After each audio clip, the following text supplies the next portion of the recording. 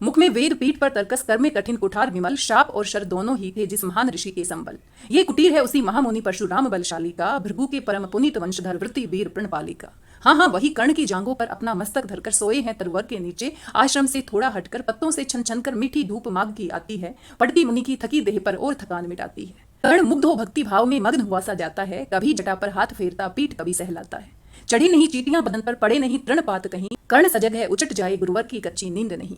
वृद्ध देह तब से कृश गाया, उस पर आयुध संचालन, हाय पड़ा श्रम भार देव पर, ऐसमय ये मेरे कारण। किंतु वृद्ध होने पर भी अंगों में है क्षमता कितनी, और रात दिन मुझ पर दिखलाते रहते ममता कितनी। कहते हैं ओ वत्स, पुष्टि कर भोगने तू यदि खाएगा, मेरे शिक्षण की कठोरता को कैसे सह पाएगा। अनुगामी यदि बना कहीं तू, खान पान में भी मेरा सूख जाएगा लहू, बचेगा हड्डी भर ढांचा तेरा।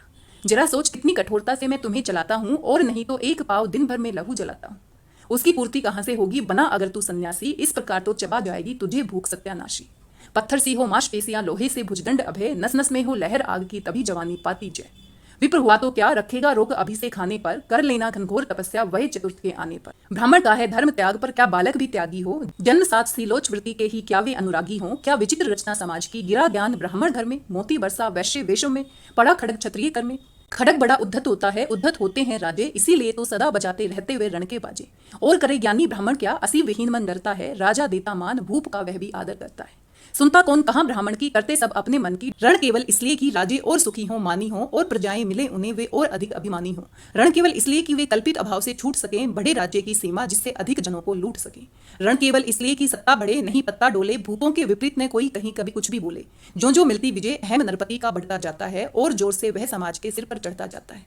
तो यहाँ पर बताया जा रहा है कि जो राजा महाराजा हैं वो अपने लालच के वशीभूत होकर रण करते हैं, युद्ध करते हैं, भलाई के लिए युद्ध नहीं करते हैं, और अधिक अभिमानी हो जाते हैं। राजा महाराजा युद्ध करके अपने राज्य की सीमाएं बढ़ाते हैं, भोग विलास में डूबते हैं, और अधिक सत्ता प्राप्त करते हैं, और अपनी प्रजा का शोषण करते हैं। अब तो है ये हाल कि जो कुछ है वह राजा का बल है, ब्राह्मण खड़ा सामने केवल लिए शंख गंगा जल है। कहाँ तेज ब्राह्मण में अविवेकी राजा को रोक सके, धरे कुपथ पर जभी पाव वह, तत्क्षण उसको टोक सके। और कहे भी तो ब्राह्मण की बात कौन सुन पाता है, यहाँ रोज राजा ब्राह्मण को अपमानित करवाता है। चलती नहीं यहाँ पंडित की, चलती नहीं तपस्वी की, जय पुकारती प्रजा रात दिन राजा जय यशस्वी की। सिर था जो सारे समाज का वही अनादर पाता है, जो भी खिलता फूल भुजा के ऊपर चढ़ता जाता है। चारों ओर लोभ की ज्वाला, चारों ओर भोग की जय, पाप भार से दबी धसी जा रही धरा पल पल निश्चय। जब तक भोगी भूप प्रजाओं के नेता कहलाएंगे, ज्ञान त्याग तप नहीं श्रेष्ठता का जब तक पद पाएंगे। अशन वसन से हीन दीनता में जीवन धरने वाले, सहकर भी अपमान मनुष्यता की चिंता करने वाले।